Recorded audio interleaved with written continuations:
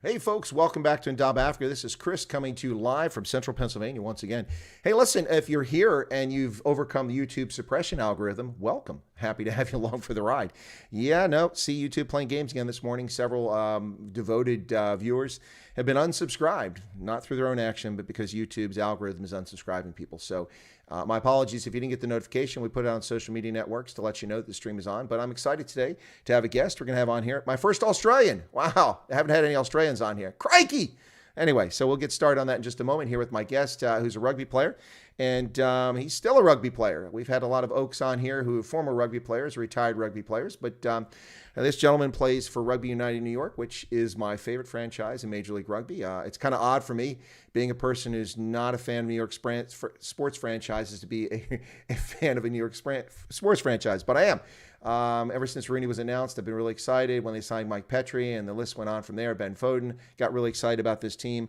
I've been to a lot of their games, and they're pretty exciting. They're exciting out of the gate. And we've had 3 seasons in Major League Rugby. Of course, this one was an abbreviated season courtesy of Wuhan coronavirus COVID-19, which kind of ended the season after 5 games. But we're looking forward to 2021. The schedule's been announced. The season runs from the 20th of March until August. So I'm not sure how that's going to work because the league was really set up so it didn't compete with other major events like baseball, but we'll see. One good sign for this is that people in New York and Toronto don't have to worry about playing in the ice and snow anymore. So with that, folks, let me welcome my guest here. My guest is Harry Bennett from Rugby United New York. There he is. How's it going, Harry? Chris, great to be here. Thanks very much for having me. Well, it's my pleasure. Listen, I got to say, I like the top you got on there. Yeah, I mean, well, we're going pretty aggressively into winter right now, so anything to keep me warm at the moment, so that's good. All right, I kind of let the cat out of the bag. Clearly, you're not from Appalachia with that accent, so you are from Australia, from the land down there. So, am I correct? Are you from Sydney area, or is that falsely reported in the news? You can never trust the news anymore. No, I originally grew up in the Hunter Valley, which is a rural area about 3.5 hours north of Sydney, but I did all my schooling, education and life after school in Sydney before I moved over to the States. So I probably spent a bit over half my life in Sydney, so pretty close. But you did grow up in a rural area. Okay. Correct. Yeah. All right, so was that on a farm, a ranch, or something like that? Yeah. So we don't call them ranches in Australia. They're called properties or farms or stations. Stations, the one that I grew up on was a cattle station. So that's still in the family as well. So yeah, it's good to sort of have that balance growing up with the farm life and the city life and the beach life, which was good. Yeah, no, that's the thing. English is not English is not English. Your English is not the same as our English. And of course, we have I have a large South African audience, and they speak a strange English all on their own. If you're familiar with that, have you heard them use the term robot before? I have not heard that one, but I have quite a few South African friends, obviously through the rugby network as well. So certainly, as much slack they probably give us Aussies for the slang words we use, they've got enough on their own as well. Oh, they do. Well, in fact, the robot specifically is the first time I was driving in South Africa. I'm driving along and painted on the street in the city. It said robot ahead. And I'm like, R2D2? Where's he at? No, actually, a robot to the South Africans is a traffic signal. There you go. There you go. So everyone's got their own version of English. And then don't even get started on India. Boy, talking to Indians, when they speak English, they've got their own words for everything. So, yeah. Okay, Ronaldo Jose, who's a YouTube personality and a ward counselor for the Democratic Alliance in Nelson Mandela Bay, is being cheeky. He says, what do you call a sheep tied to a pole in Australia? Unfortunately, he's an Afrikaans speaker, so he spelled pole incorrectly. He spelled pole as in an election pole, not a pole you tie something to. So we're going to disregard Ronaldo. Okay, thanks a lot for playing, Ronaldo. Anyway, so what was that like for you growing up at a station? I mean, I grew up on a farm for part of my youth. I had a dairy farm. I milked cows. That sucks, by the way, Harry. 5 o'clock in the morning, 5:30 every night. I mean, it's not a lot of fun. I mean, it built character. I learned the value of hard work, and I don't regret it. I'm glad it was part of my life, but couldn't have seen myself doing that rest of my life. But what's a cattle station like?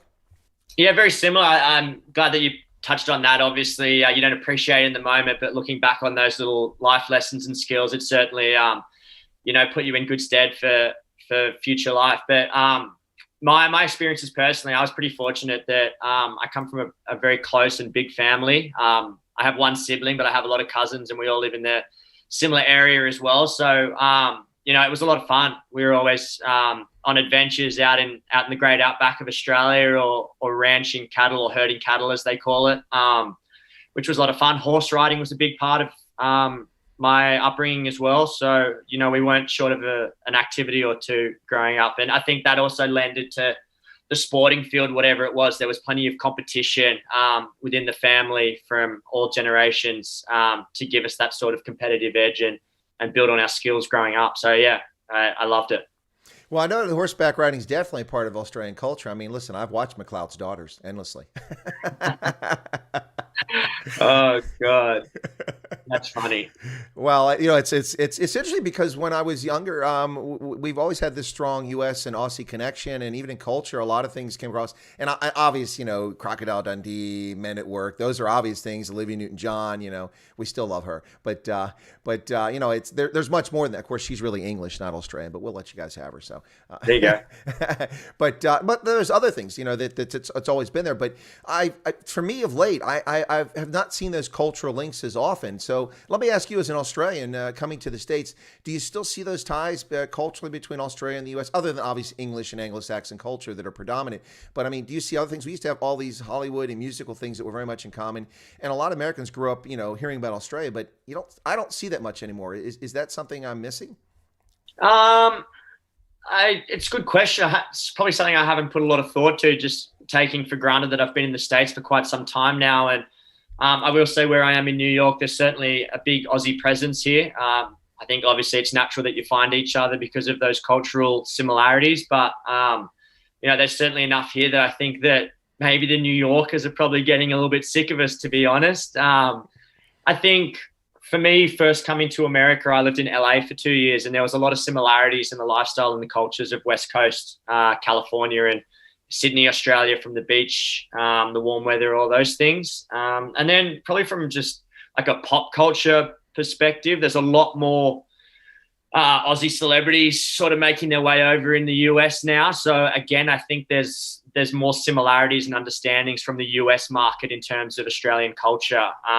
I think the greatest thing that's happened to me since the 5 years of being here, I'm getting asked less and less about those sort of idiosyncrasies of Aussie culture. And the one phrase that I'm glad I'm not hearing as much of anymore is shrimp on the barbie. So yeah, that was kind of overdone when it came out, hearing that all the time. So yeah, I think it's probably blended in so much now that when people go to Outback Steakhouse, they don't even get the it's not a real link to Australia, but the intended link to Australia. They're probably like, oh, let's just go for steak to Outback. They probably, it's from Tennessee, something like that.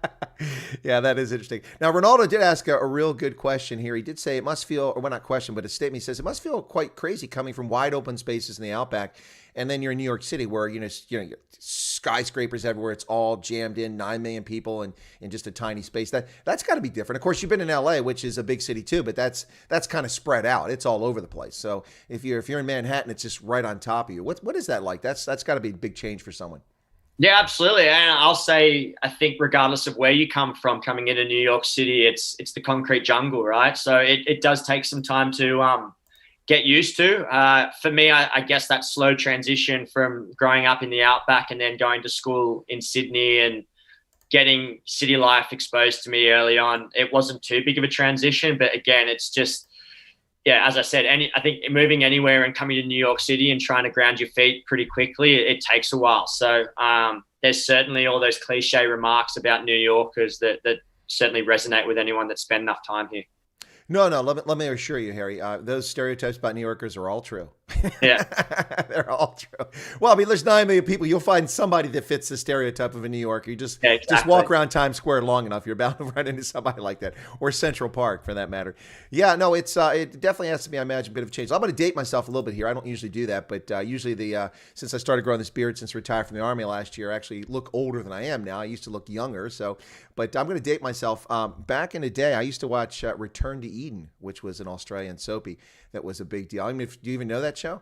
No idea.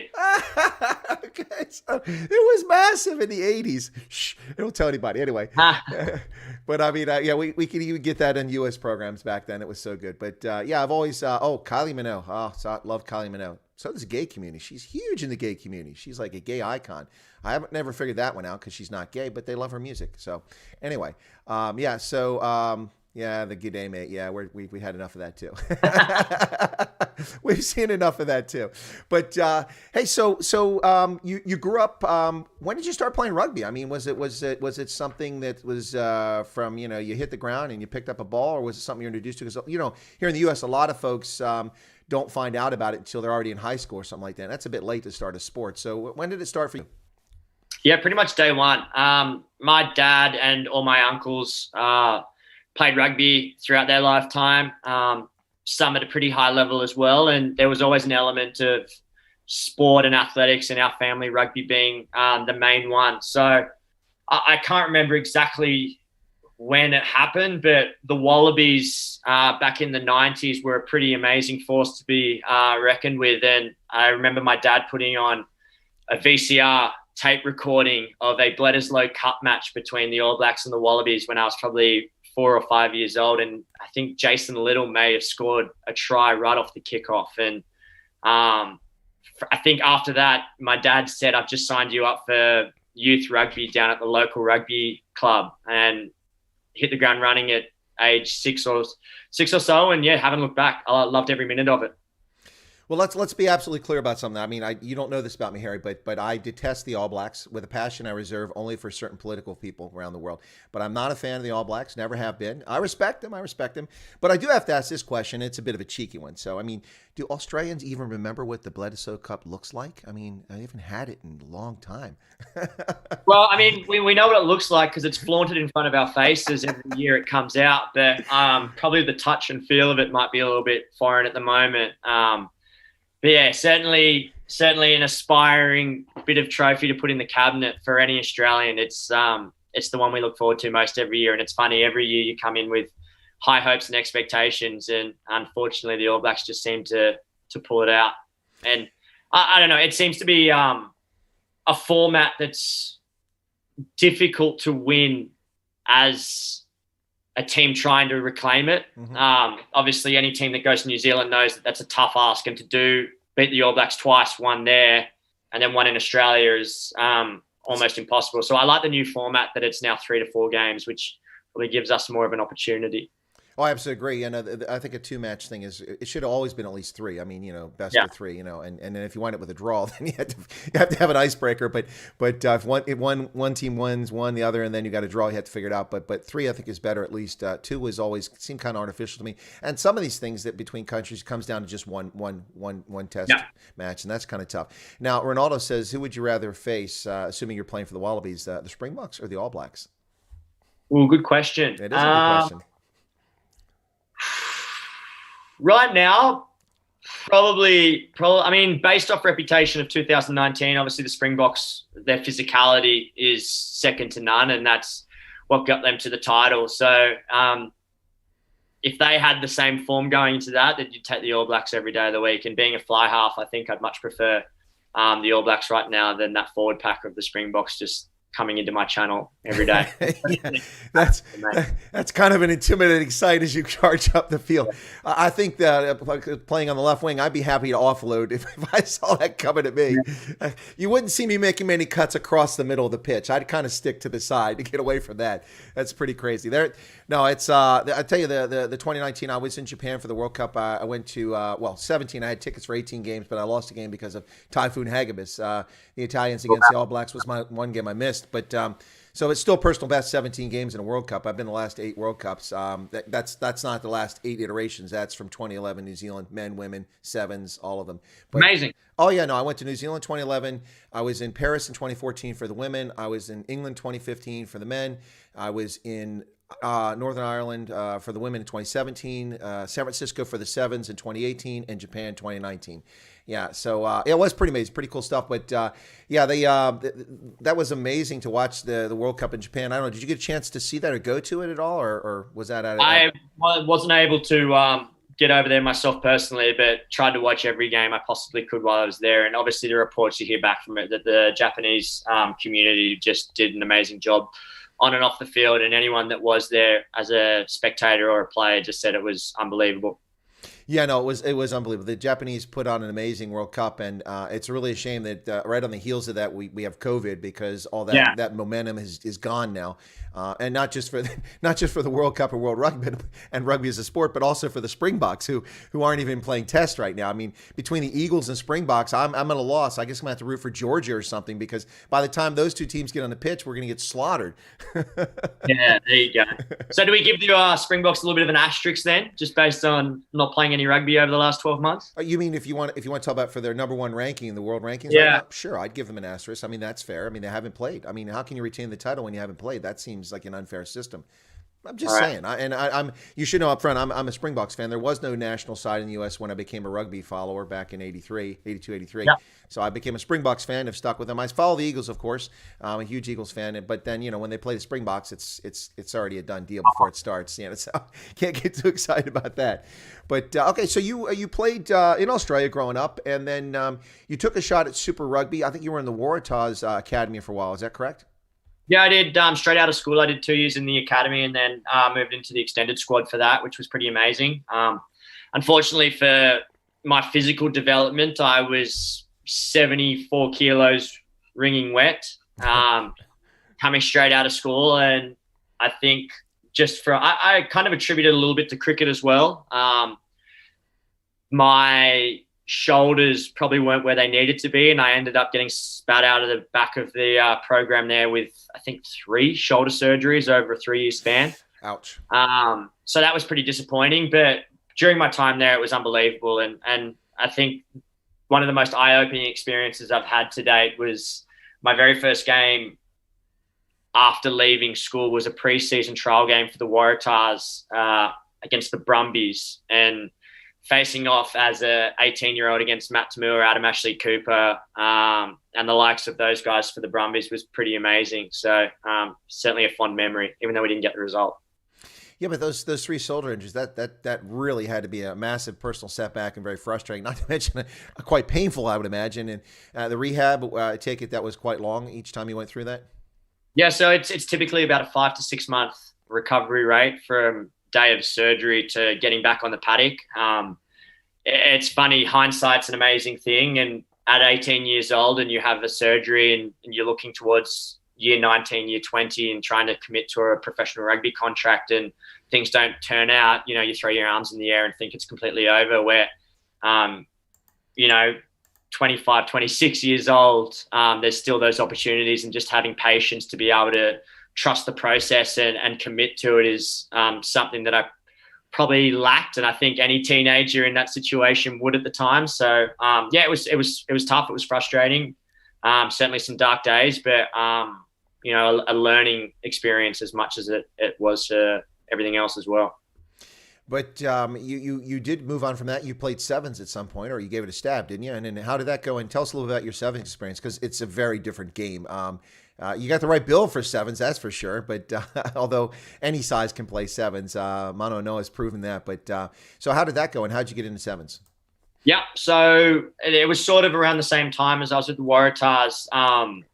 They sort of still do it now, but the Australian Sevens program was sort of used as a development pathway for the younger guys to get some professional exposure to then go into either top-level Super Rugby stuff. So because of my body type and my style of play, that was an opportunity for me to go into that program. And I did some domestic competitions with the extended squad there, and that was coming off the back of, I think, shoulder surgery 2.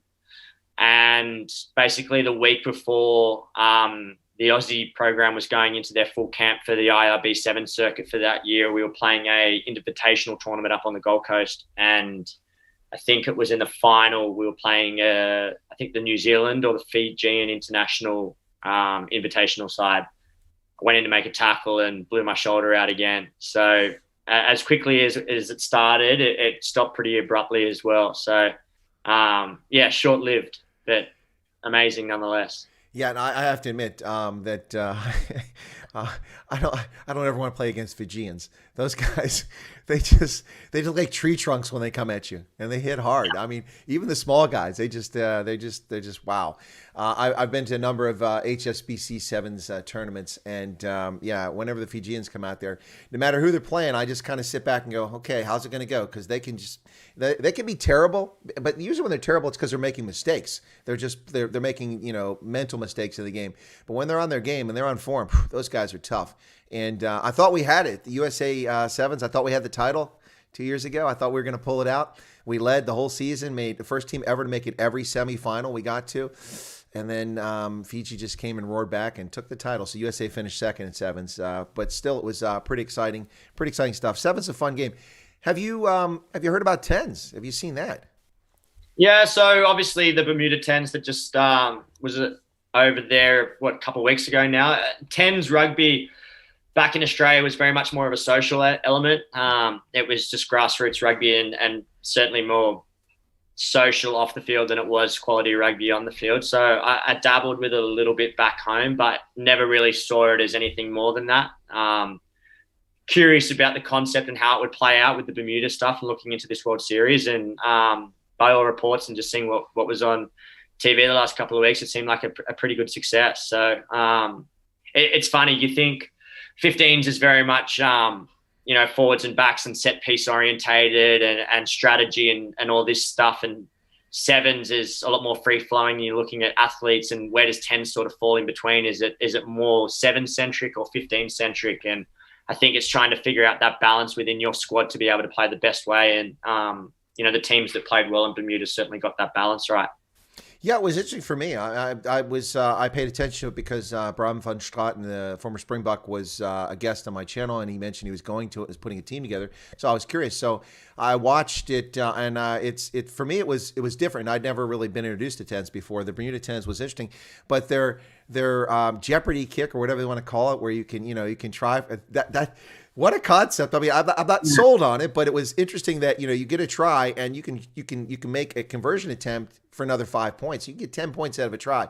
Interesting. So it definitely it has an impact on the game because unlike sevens, where so many guys just try to get across the try line and they wind up way off on the edge, and then most of the conversion kicks are missed, and that costs you a game. And the coaches are constantly like Mike Friday screaming, "Get under the post! Get under the post!" It won't matter in the tens because with that rule, you can just pick your spot and go for 1, 2, or 5 points. I think it's an interesting aspect of the game. I found that to be. I don't know. Did you watch the Bermuda tens at all? Yeah, I did. I think it certainly highlighted the value of having a good kicker in your squad as well. Guys like Will Maggie and Ben Seamer certainly were pretty accurate with their kicking over there as well.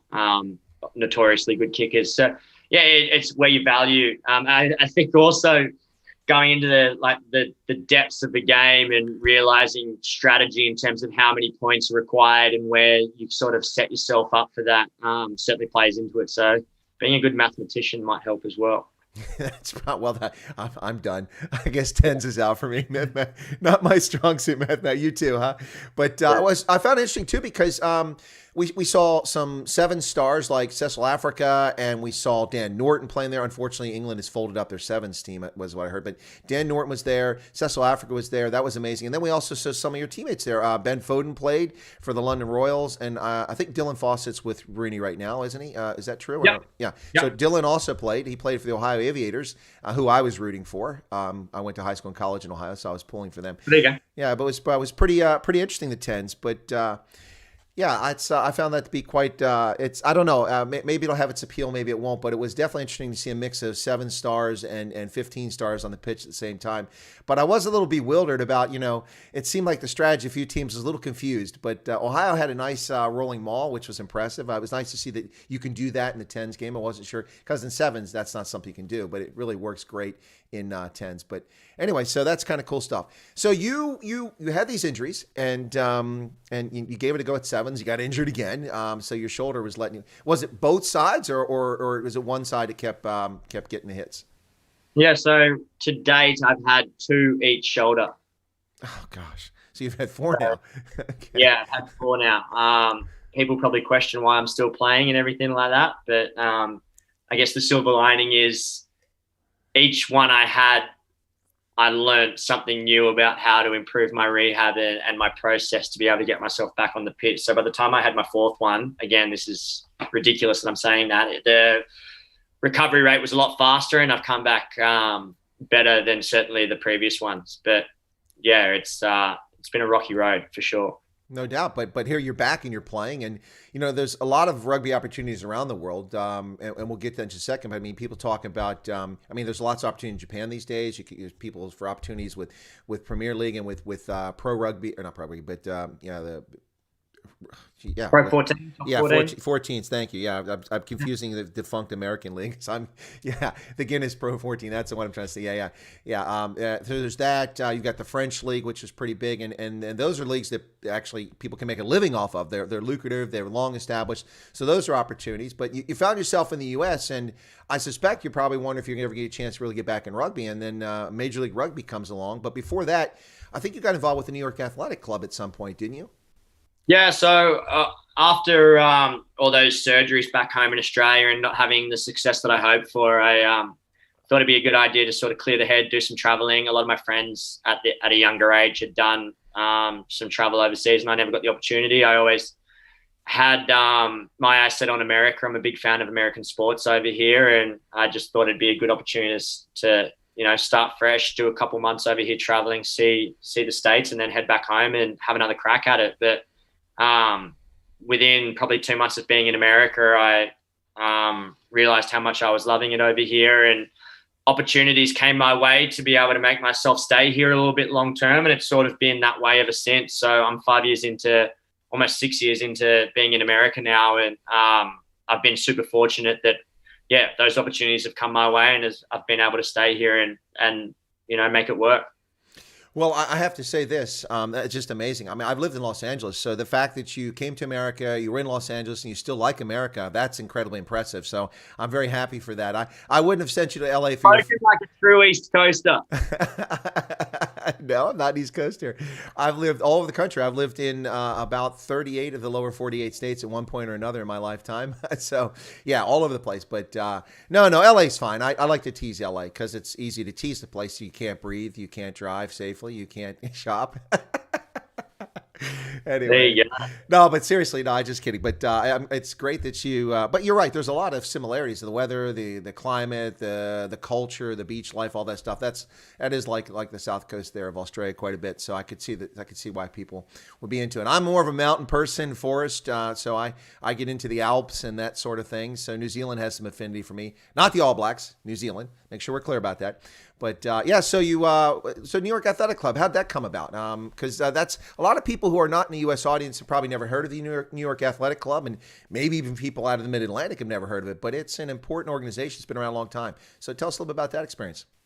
Yeah, it was about the same time so I did the first and only year of pro rugby. I was contracted to Sacramento, which was eye-opening experience for anyone that was involved in it. I think the biggest thing you can say about that was it allowed a blueprint for MLR to be what it is today, and probably take the lessons of what not to do.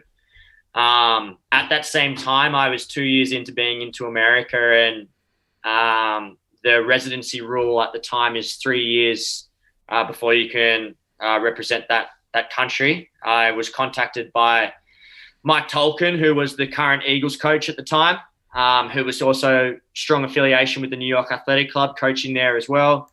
And he said that if there was any interest in me coming over to the East Coast and doing a season or two with New York Athletic Club, with the intention of, getting to my 3-year residency to be able to compete at an Eagles jersey. And I jumped at the opportunity for obviously a handful of reasons. One being, it was an amazing historical club, and probably at the time the best amateur club in the country. Mm-hmm.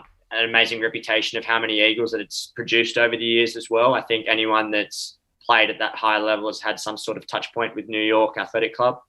And then also just the appeal of being in New York City. I'd never done that before. I'd never traveled to the East Coast at that time. And as soon as I got here, it was an amazing experience. We had an amazing squad put together, and this was the year between pro rugby and MLR started. So it was at the time the highest level of rugby in the US, competing with Old Blue, who had a lot of Eagles in it. And my current forwards coach at RUNY, Marty Veal, was the head coach at Old Blue. So there was certainly a strong tie and rivalry between those two clubs in New York. And, just, I guess, spending that 6 months in New York playing for the athletic club certainly solidified my intent to stay here longer and try and make it work as much as I could. So I'm still a part of that club, been there with them ever since. And, I'm extremely fortunate and grateful for everything that they've done for me over the time that I've been in New York, because as anyone knows, in New York, it's an absolute slog, and any help and support that you can get, particularly within the rugby community, is worthwhile. Well, it's interesting you should mention Mike Tolkien, because I've just put a picture up on the screen there of Mike Tolkien and I at Coney Island for that first season. It was actually, I think it might even been the first game. I'm trying to remember that Rugby United played at home there in Coney Island. So I've got the same jacket on that you've got right there, and Mike's got a nice weather jacket on there. He's a great guy. I really it was great to see him as USA coach. He was there at an earlier time. And now we've seen a lot of success, fortunately, with Gary Gold. Pretty excited about that. So I'm guessing that's how you got to RUNY, as maybe that connection through New York Athletic Club, and then Mike Tolkien kind of gets you the RUNY. So, yeah. Now, okay, maybe you can answer this question before we go a little further. But before we do that, folks, you're listening to Chris White Africa on the Indaba Africa channel right here on YouTube. My special featured guest today is Harry Bennett. No, that's not an Appalachian accent. That's not a Midwest accent. He's actually a genuine Australian. He's with us. My first ever Australian on the program, so we're pretty excited about that. But he lives in New York, and he plays for Rugby United New York from Major League Rugby. What I didn't know is he just told me he played for Sacramento in Pro Rugby, which was America's first professional rugby league. It lasted just a single season. And what Harry probably doesn't know is that I drove 6 hours to go to Ohio for the final Pro Rugby game between Colorado and the Ohio Aviators, just to watch that game. And in that game, Ohio won the game, but if they had made a conversion at the end of the game, they would have won the unofficial league title, because there was no championship game, because they would have had the points. But because they missed the conversion kick, Colorado de facto won. They won the championship. But I didn't really play for Sacramento. Pro Rugby was exciting. I was all stoked for it. But as I understood it, one guy owned the whole league, and there were issues between USA Rugby and Pro Rugby, and it just kind of folded up after a season. But I think you made a good point. A lot of the lessons that Major League Rugby has learned, early lessons, came from what didn't work and what didn't work with Pro Rugby. It was kind of interesting. Yeah, massive. And obviously, speaking off air prior to this, if you do get Steve Lewis on, he's certainly a good person to touch on those points, because he was instrumental in terms of getting Pro Rugby off the ground. Now, that I didn't realize either, so that's a good talking point, because Steve will be on the channel. We've been talking about it for a while, but I was distracted. My mother passed away this week, so I hadn't been back. Sorry, did you? No. Thank you for that. But so I'll get back with Steve, and we'll get him on here, and that'll be great to talk a little bit about Pro Rugby, because not a lot of people know about it. But anyway, so let's jump ahead a little bit from there. And so Major League Rugby, third season just happened. We lost the season. That was a huge disappointment for me. You guys at Rugby United New York, you had a fascinating squad. I mean, you're on the team. Cathal Marsh is there from Ireland. You've got Ben Foden from England. You've got Mathieu Bastareaud, who was on loan for a year, coming over from France. And a lot of other, Dylan Fawcett, a lot of Mike Petrie, of course, a longtime Eagle, lots of fascinating players on that team. And I was really excited about this season. And then 5 weeks in, that's it. Corona takes the season away. Did you guys have any feeling, or did you kind of see the handwriting on the wall as we got to that stage that maybe the season was going to be canceled? I think, like most people, it was sort of just reading the terrain and trying to make the best judgment call as it was happening. I remember it clearly. We were going into playing Seattle Seawolves at home. I think it was going to be our first home game of the season. And obviously a big one, because Seattle had won the 2 previous titles. And we got close last year, but they beat us in a nail-biter. So, all our focus was towards that game. And as the week, it was literally day by day. As the week was getting on, it was like in communication with the leadership group and the coaches, and coaches trying to, because again, there was no blueprint or protocol as to what was to happen. It was basically a gut decision and sort of getting a feel from players. So, our coaches were literally asking us, how do you feel? Do you feel comfortable considering what's going on around the world? Do you think it's in our best interest that we train together as a squad? Like, how do you feel? All these questions. And then it sort of came down to the Friday evening, the day before we were supposed to play Seattle, that there were spiked cases over in Seattle that they had to pull out of the game. And then the following week, obviously everything hit the fan. And I think it might have been the NBA that came out with a statement saying that they were going to cancel the rest of their season. And it was basically domino effect for any other sporting organization that had to follow suit off the back of that. So it's bizarre. Like, we cancelled that game. MLR came out with a notice saying that this league was going to be suspended for 30 days off the back of that. Literally 2 days after that, then the season was cancelled. So it was a roller coaster, as I'm sure it was for everyone involved. But frustrating also in the sense that new coaching staff, a pretty exciting roster. It was going to be our first home game. We were building some pretty good momentum coming into that part of the season, and for it to just be, cancelled. And a lot of guys as well that were on their final year of their contracts as well, just having one last opportunity, or maybe an opportunity to put their case forward for seasons ahead, didn't get that. So, really disappointing. Yeah, no, it was a really, as you say, quite a disappointment, and for fans too. It was, I'll tell you, it was. Let's hope that now. I don't know why the league is starting in March. Maybe they're just using an abundance of caution, the end of March, and I don't know if maybe if you as a player, if they've told people if this is a permanent switch or it's just because of the COVID thing, but by moving to late March, they're going to get you guys out of that terrible weather. I mean, Toronto trying to play a game even in April can be dicey at times with the weather. And I've been to games in March at MCU Park with the wind coming off the water there. It's not the most pleasant experience. And of course, you guys are running around in shorts. At least I got a jacket on. So probably from a weather standpoint, it'll be beneficial for the league. Although it kind of puts you up against baseball, but who knows what's going on there with baseball. So I think just from a player's perspective, it's the right decision in the sense that player welfare's at the forefront of that. The reason they've pushed the season back is so that the teams are able to have a solid preseason work of training together as squads. I think it's been interesting to see, particularly the NFL now, guys coming back underdone and not physically prepared for the season and getting a lot of soft tissue injuries. So I can't speak for every other team, but our strength and conditioning coach already for Rugby United has done an amazing job getting ahead of that and sending us satellite programming so that by the time we do come back together as a full squad, we've only got a month together where we're doing everything that we need to get ourselves game ready and putting as much as we can on the field on a training practice perspective so that those soft tissue injuries are at least not as prevalent as potentially they could be. No, that's a great point. I think that's a real challenge, and that was my concern with the NHL when it came back for the hockey league. You can't just rock up and get back on the ice. You've got to be in shape. That takes conditioning, and it really doesn't make a difference. And of course, in a contact sport like rugby or football, you really need that stuff, or you're going to wind up with unnecessary injuries, and it could be quite devastating. Could end some careers. So, that makes sense. Makes a lot of sense. I went to the games at MCU Park, and I have to say, please tell me from a player's perspective. I know that watching the first time I saw Mike Petrie out there after the game, I know he was in pain for several days because of those rug burns from that friggin' artificial turf. He had so many rug burns all over his elbows and his knees. And I noticed the next time we came out, a lot more of the RUNY players would put tape on themselves that didn't do it the first time. So what's that like playing on that? I don't like playing artificial turf. I played American football on artificial turf, and it sucks. I imagine as a rugby player, it's kind of tough.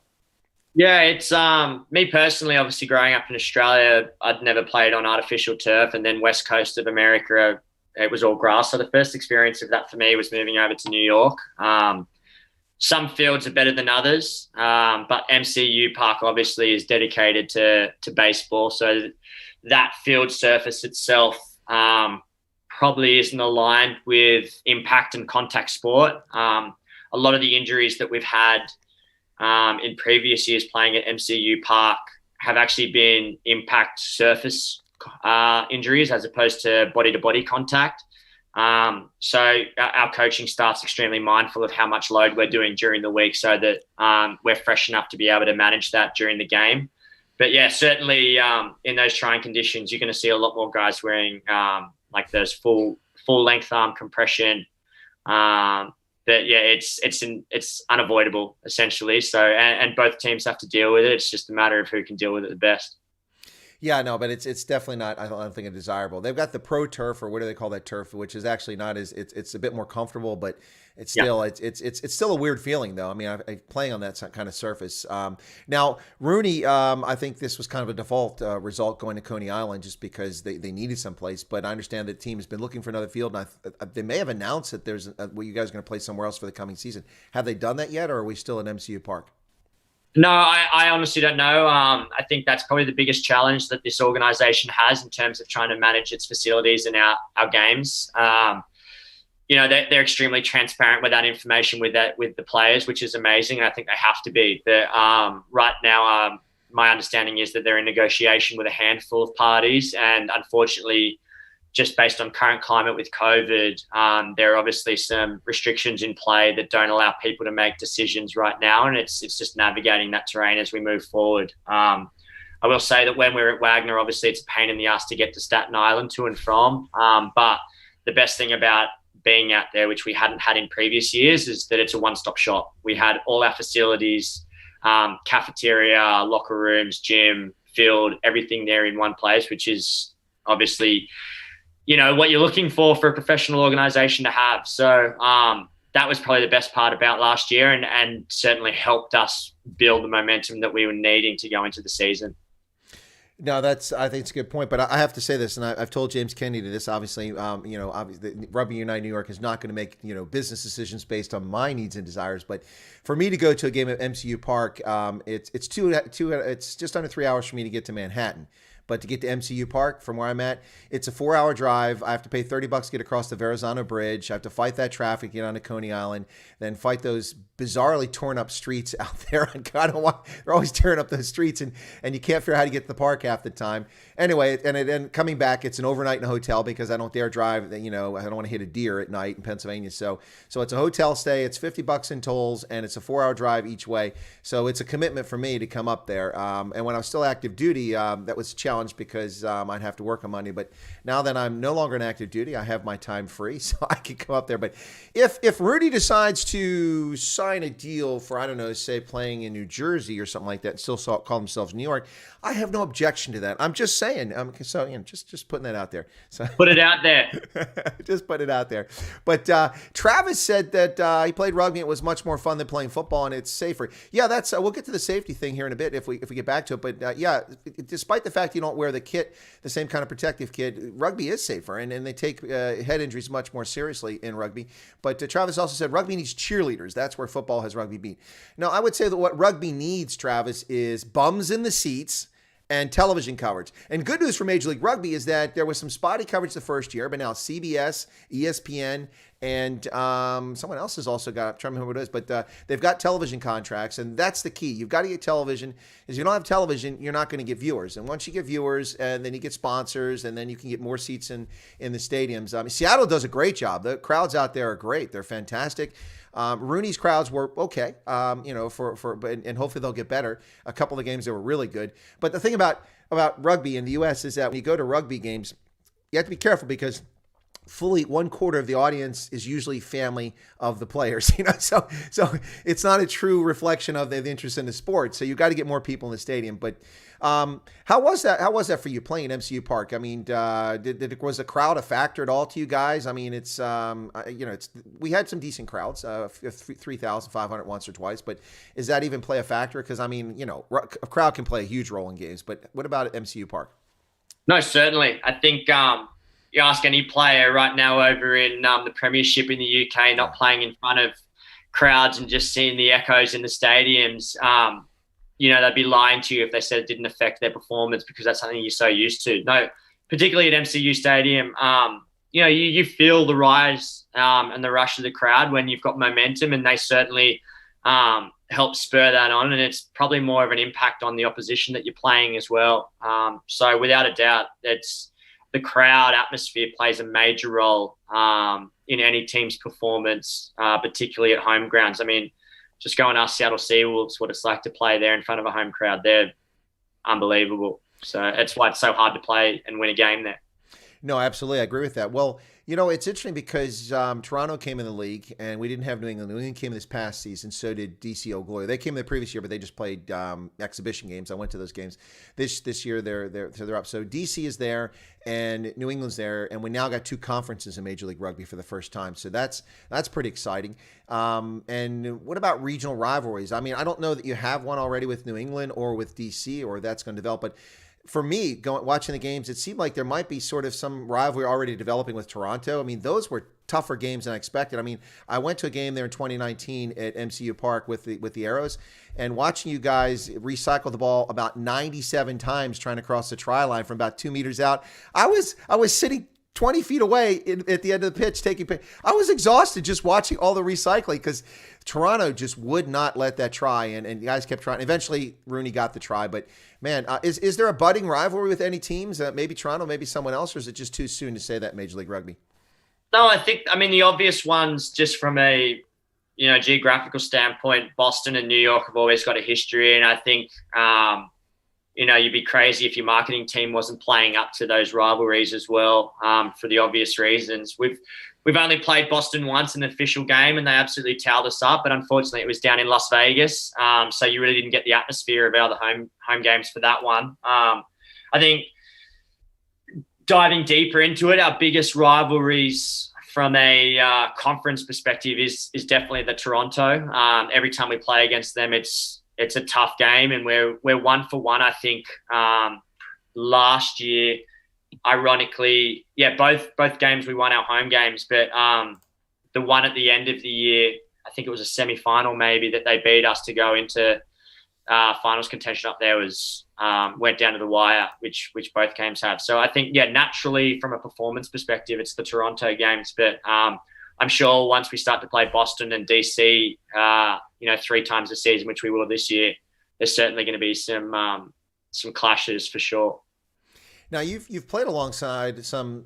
I mean, for those who are true rugby fans, some well-known names. Maybe not just no household names around the world, but for those of us who are USA Rugby fans, of course, you play with Peaches, who's known effectively as Peaches, Mike Petrie. We won't get into why he's called Peaches, but Mike Petrie, who's played for the Eagles, he's played for New York, he's played for RUNY. Ben Foden from England, who came over to New York and was a massive celebrity in England, of course. Not so well known here, but he's a top player as well. Then you had on loan last year, Basterode, unfortunately just a few games before the season ended. Cathal Marsh from Ireland. What's it like playing along? I mean, this is a pretty, I think, interesting mix of players from around the world that RUNY has had the past season. What was that like? Yeah, interesting. It was obviously it's great to get those guys' experiences and their input into the team is invaluable, particularly for the domestic players here that probably haven't been exposed to that level of rugby or playing professionalism before. I think something that probably took me about a year to kind of dial into was just how unique it was for us as a squad to have so many different cultural playing styles and approaches towards rugby from all parts of the world come together at once. I think any team that has an identity or has an established professional program, majority of that team have an understanding and buy-in in terms of that team's ethos, culture, values, all the way that they play, so that individual that comes into it understands and knows those values and culture set points, I guess, that they're buying into. Where for us in our first year in particular, you had guys from Ireland, all parts of America, England, Australia. There was a lot of different cultural ideas to bring into the table. So figuring out which worked best collectively, but also trying to get the best out of individuals within that environment as well to play their best. So I think that's one of the biggest challenges we've had over the first 2 years. And this third season, we were really starting to, dial in our identity as a squad, driven by our coaching staff as well, that were very much player centric with our decision making, which is a massive thing. So it was huge. And I think, you mentioned guys like Cathal Marsh and Basterode and Foden, those guys that have had that international and professional experience before, and what they brought to the table for the wider squad was invaluable. And just the little things around training that you probably just don't know or aware of that you're doing at the time. Massive. So now, the game itself, the league, of course, is new. It's 3 seasons now. We're going to start the 4th season in March. Thank goodness. Looking forward to that. But we're not talking about the kind of remuneration that folks can make playing in Japan or in the Premier League or in the Guinness League, the Guinness Sponsor League, I should say, or the French League. But obviously, it's probably a challenge for folks to, without getting into what salaries are in Major League Rugby, a challenge, and a number of players supplement their income or actually have a day job, so to speak, and do other things. Now, one thing I noticed is that if it predates this, I missed it, but you've been doing some work in broadcasting, either in podcast or since the lockdown has started. Can you tell us a little bit about that? Is that something that started during lockdown, or is it before that? And where are you going to go with that? Yeah, so started a little podcast at the start of basically the MLR season, February. Big fan of podcasts, whether it be education, learning, or just talk shows. I love the idea of long form, open conversation. And I think my experience within rugby and rugby media specifically is that you only get a very narrow view or perspective from a player, whether it be those short media snippets. Rugby players historically are pretty humble individuals and closed off individuals when it comes to those sort of snippets. So to be able to just create a long form podcast and talking to players from around the league and other competitions as well, and just hearing their experiences and pathways into professional rugby has been massive. So certainly not as lucrative as it may look or sound at the moment, but that was never the intent. It was always just to literally gain knowledge and insight into these players and how unique everyone's pathway into professional rugby. And I will say the feedback that we've got since starting, I think we've done 21 episodes this year, hitting all 4 corners of the globe, has been awesome. Just hearing, players reach out and saying that they've had similar experiences, and hearing from the players on the podcasts, just little details around their stuff has helped them. So yeah, it's been great. I love it. No, it's amazing. I was curious where you're going with it. You're right. It's those things. Some people think that they're lucrative. They're not necessarily. One of the reasons why I started a segment on my channel called Rugby Ascendant is to promote the game. I've gone out of my way for a long time to try to promote the game every way I possibly can on social media, to people I know around the world, just to get support for, particularly here in the U.S., to help get it going. So I'm a huge fan of the game, enjoy playing it, and enjoy watching it, probably even more at this stage. But you're right, it's fascinating. Now, so when I think of rugby podcast now, I mean, honestly, these are the 3 that come to the top of my mind. There's others out there, but of course I think of Donald Stanford's podcast. He's got it going.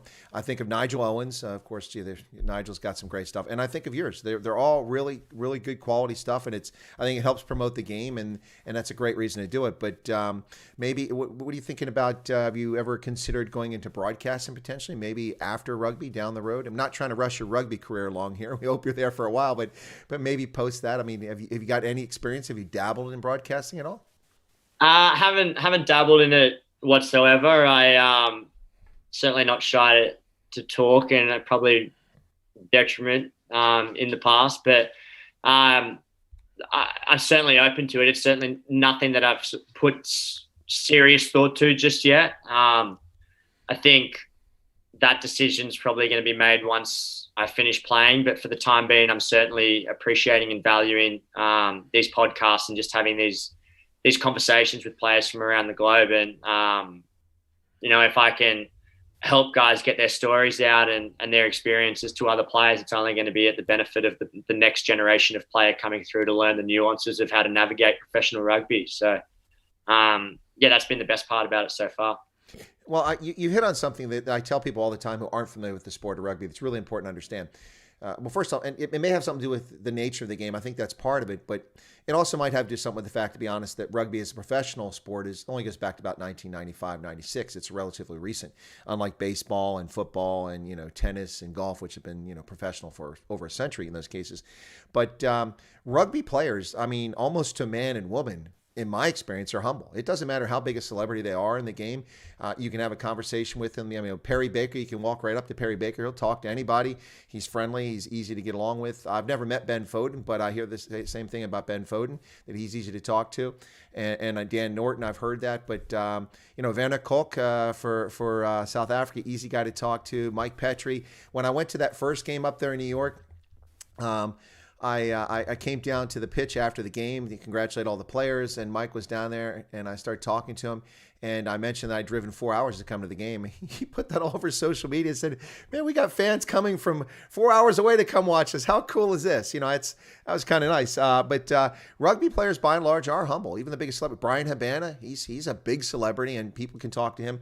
And that's one of the things I really like about the game is humility of rugby players. We're not talking about people in sports like soccer, football, who are drug addicts and cocaine and parties and blowing money here and there. Maybe that's because rugby players don't have that money to blow. I don't know. It could be the reason. But seriously, I mean, what's that? No comment. No comment. Yeah. But no, seriously. Of course, we know. And the other thing I like about the game, and you make a comment on this if you don't mind, very quickly before we wrap up, is that I was first introduced to the game as a freshman at university, at Ohio University. I had a club team there. And the guy came to me on Friday and said, "Hey, are you going to come to the game tonight?" I'm like, "Game's tomorrow." He said, "No, not football. I'm talking about rugby." I'm like, "I'm from Appalachia. We're happy to see electricity and paved roads. I've never seen a rugby game." He goes, "Oh, you'll love it." And I said, "Okay, I'd heard of it, but I'd never seen it." So I went to the game, and we're standing, in touch and just watching it go back and forth. I'm like, "It's not Australian rules football. It's not football. It's not." It's cool. I don't know what it is, but it's cool. And what I noticed is that the one team got I don't even remember who, but they just got slaughtered. It must have been like 63 to 0 or something like that. But after the game, everybody's just hanging out, having a beer, chilling, relaxing. There's no animosity. Everyone gets along. There's no taunting. Aha, none of this nonsense. I mean, that's what I love about rugby. And that's, what are your thoughts? You agree? I mean, that's kind of the cool aspects of rugby, is the humility and also that people just get along. Yeah, absolutely. I think, rugby as a sport is still a pretty small community wherever you go. So I think that's obviously in the back of people's minds, that they don't want to upset someone knowing they're probably going to see them at the bar later or something like that. But I think just having that mutual respect for each other before and after a game, regardless of results or what happens on the pitch, is something that is a massive attribute towards the game of rugby that other sports certainly could learn from. I'm coaching some youth high school rugby over here in New York as well. And just the difference in terms of the football approach, kill your rivalry at all costs and all these things, and explaining to the boys after a game of rugby to go and shake hands with the opposition and go and get to know your opposition team players is just such a foreign concept, but they appreciate it so much. So, it's massive. It's a massive draw card, and I think something that certainly resonates to new fans. Now, are you talking about Fordham Prep? Are you still the director of rugby there? Yeah. Okay, well, that's pretty awesome. That's got to be a rewarding experience for you too, because you're paying it back. I mean, some of the biggest mentors in my life have always been my high school and youth coaches, and the value that I gained from those guys was huge. So if I can give that back in any small way possible, then it's certainly something that I appreciate. Well, let me get a couple comments in here from the chat from folks. The Dodgy Idealist says, "All right, boys and girls, and the handsome two men." We won't let that go to our heads, Harry, will we? But Dodgy Idealist head out for a meeting. Rudolph Kitching says, "Good luck, Harry, competing in a tough game. If more people realize how interesting rugby is, you can bring it to them." Well, yeah, I agree with that. And then Leanne Prentice says, "Rugby is such an awesome sport. The vibe and love that brings the world together." Well, the World Rugby, of course, I'm not a big fan of that title. They should have left it the International Rugby Board, but that's just my position. But of course, their theme for a long time has been the World in Union. And I'm not a kind of a kumbaya kind of person, but that's a good theme for rugby, because it really is the World in Union. People come together from all over the world and they play. I mean, look at Rugby United New York, all these different players from all over the world, and you guys, from the moment you hit the pitch, were a competitive team. That was exciting. Now, it was hard enough for me to stomach admitting that I was a fan of a New York sports franchise. I mean, I'm from Baltimore originally, so that would get me beat up if I went home. But that was hard. But the fact that RUNY came out of the gate and was competitive, I was like, oh, okay, I can easily be a fan of this team. So pretty cool. But let me ask you this one, Harry, before we go. What do you miss from home? What do you miss from Australia that you don't get? And I know it's not Vegemite, because that's a craft product. It's not even Australian. They made that stuff up. Well, right now, I'd say summer. Oh, there you go, because it is summer in the Southern Hemisphere. It's summer in the Southern Hemisphere right now, so I'm looking on social media and all my friends and family back home are heading to the beach, and I'm rugged up inside my studio apartment in New York watching it rain here. So that's the obvious answer. I think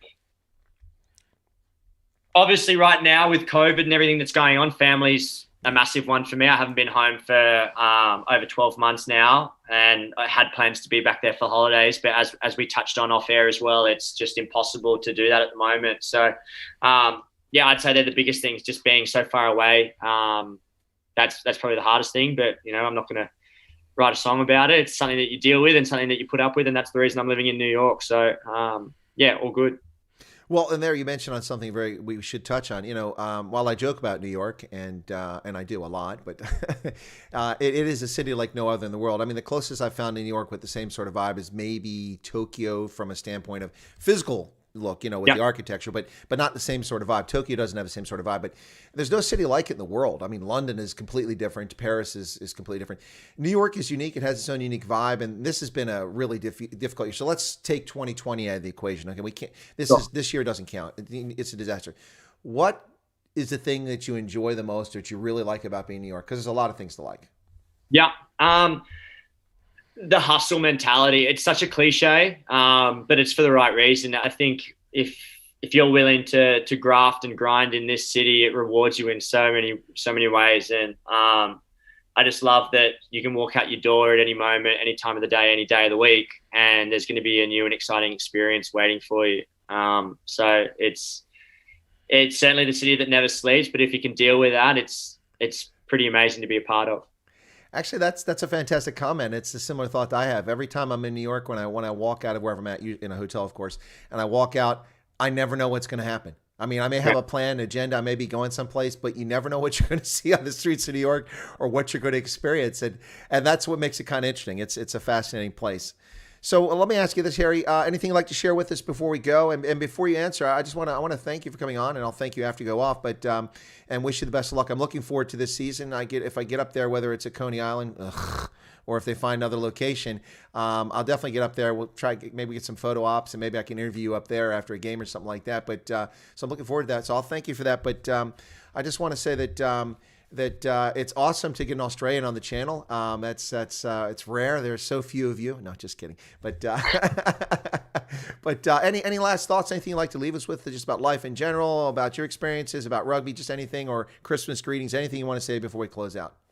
No, I just think certainly appreciate you spreading the word of rugby around the US. I think the more people that can do this and create platforms for people to express themselves and their interest in the sport, it's only going to grow the game. And grassroots is where it needs to happen for this game to thrive over here in the US. I think from a player's perspective, I think particularly back home in Australia, for anyone that's been watching, it's it's tough on the players just knowing the success or the lack of that they've had over the last couple of years. But,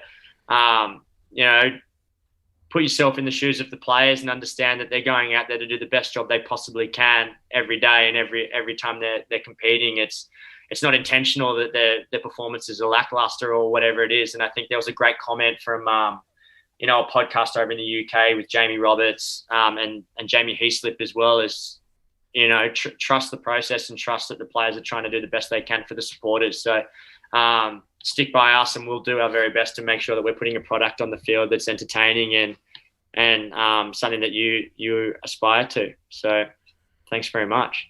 No, it's brilliant. Thank you so much. It reminds me, I forgot about it. Jamie Roberts, Jimmy Haslett. I think they also have a podcast, don't they? Yeah. Yeah. It's actually pretty good too. But I'll keep that at number 4. We won't put that in the top 3 with you. Yeah. Anyway, well, thank you so much. I really appreciate you coming on the channel. You're welcome back at any time. We'll try and get you back on here if you're interested at some point in the future. Excuse me. Maybe once the season gets started and we can look forward to the 2021 season. So it's not that far away. I mean, I'm not good at math, but I think it's about 14 weeks from now is when the first game is. So if the first game is 14 weeks, then I'm guessing that physio and workouts and training begins probably in the next 4 weeks or 5 weeks, maybe. Yeah. Is that about right? Yeah. Okay. Yeah. I mean, we're doing our satellite stuff individually at the moment. So we'll come back together as a squad in a new year and put together a pretty solid 6 to 4 weeks. So anyone that knows preseason rugby knows that that's probably harder than the competition itself. So guys better be ready. Yeah, and it's also the time you're probably most worried about injuries and because players aren't used to being, you're not in sync from having worked together. I mean, when you play all the time, you know where Mike Petrie's going to be when he gets that ball, and so you know where to get to. But when you're not playing together all the time, that's kind of rusty, and you got bad passes, and people get hits they probably shouldn't have got because they're not in the right position. So yeah, you're right. Preseason is probably tough, but 13 teams this year, 18 weeks. The season starts on the 20th of March, 2021, going to the 1st of August. 2 conferences.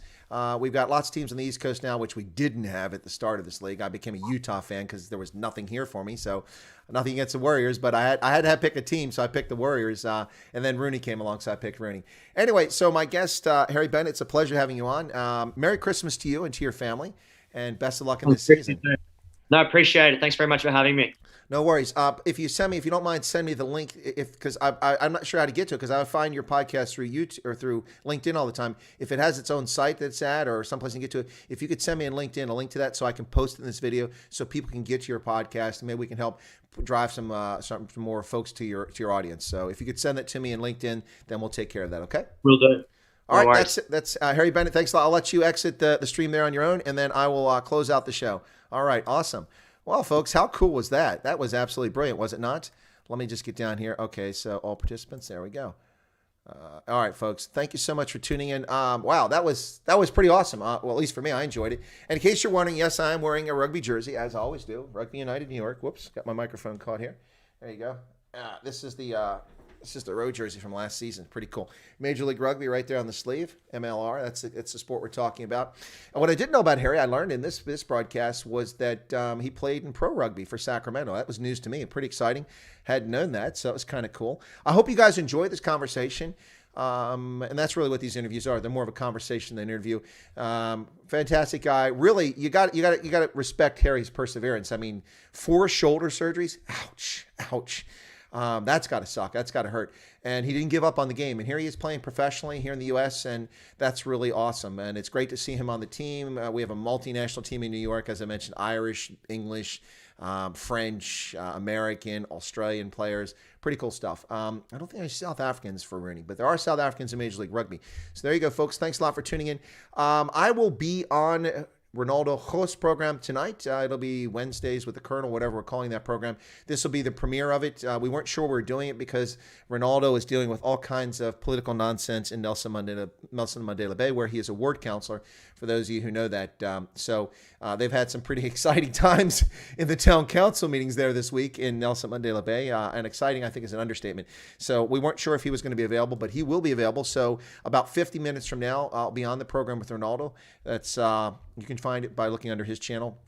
Join us for a conversation. We'll be talking about political events in South Africa, in the United States, and just talking about things in general.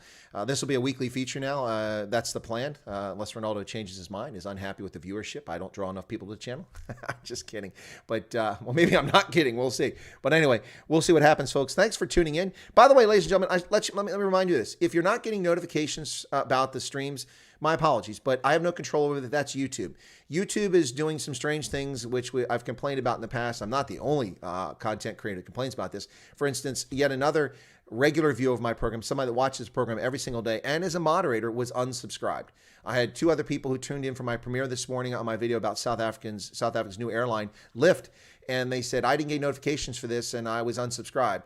I didn't unsubscribe you. That's YouTube doing it, folks. If you have content that you value, that you like, that's on YouTube, you've got to periodically go back and make sure you're still subscribed to the channel. If you're not getting any notifications, then make sure you have the app installed on your mobile device, because they're not sending emails out anymore to people to warn you about notifications. It's primarily done through the app. So if you don't have the app on your phone and notifications turned on, then you may not find out about people's live streams. But for my live stream, for the duration of the lockdown, except when I'm traveling, and next week because of my mother's funeral service, I will be traveling late next week. But when I'm around, I do 2 streams every day. It's 11 a.m. Eastern, 6 p.m. in Botswana, South Africa, and then at 2:30 Eastern and 2:35 Eastern, 9:35 Botswana and South Africa. So every day in South Africa at 6 p.m. and at 9:30 p.m. here in the East Coast, 11 a.m. and 2:30 in the afternoon. Every single day, 7 days a week, I broadcast. In case you're not aware of that. So if you want to catch those things, you just tune in for it. There you go. Don't worry about the notifications. Just check it out. But YouTube unsubscribes people. I have no idea why they're doing this. It's not fair to people who use the channel, and it's certainly not fair to content creators. I understand why people lose interest in channels, and that's fine. But I was just watching this morning, my subscriber base declined by 12 people this morning. I find it hard to believe that I've done content that has irritated 12 people this morning, or they no longer found interesting or compelling in just 1 hour. That's a strange thing to happen. Let me look and see if it's declined even further. No, it's still at the same number. Anyway, folks, thanks for tuning in. Catch me in 50 minutes from now on Ronaldo Khul's program in South Africa. Look forward to it. Leon gets all the notifications. Well, you're one of the few. I don't even get all the notifications from my programs. So Hendo has just put up a link. I think that link is to Ronaldo. What I learned is not that all Aussies are grumpy. Oh, no, who thought Aussies are grumpy? I've never met grumpy Australians. I've had a lot of fun with Australians over the year. What was a great, Ronald Guns says it was a great conversation. Determined young man. He is. Very impressive. And I'm going to make sure I get that link in so you can check out his excuse me, his podcast. I can't get the word out. Yeah, his podcasts are very interesting. He's had some fantastic guests on, so I'm going to make sure you guys get that. We'll get it in the video description. Thanks a lot. We'll catch you in less than an hour on Ronaldo's program, folks. God bless. Have a good day. And my many, many thanks to Harry Bennett. Fantastic guest, very, very appealing personality, and really enjoyed him being on the program. Thanks a lot, Harry. And we'll catch you for the Night Owls edition this evening at 9:35 South Africa, Botswana time, 2:35 Eastern here in the U.S. for Night Owls. In the meantime, I'll be on Ronaldo's program here shortly. So thanks a lot, folks. God bless and have a good day. And thank you, Harry Bennett.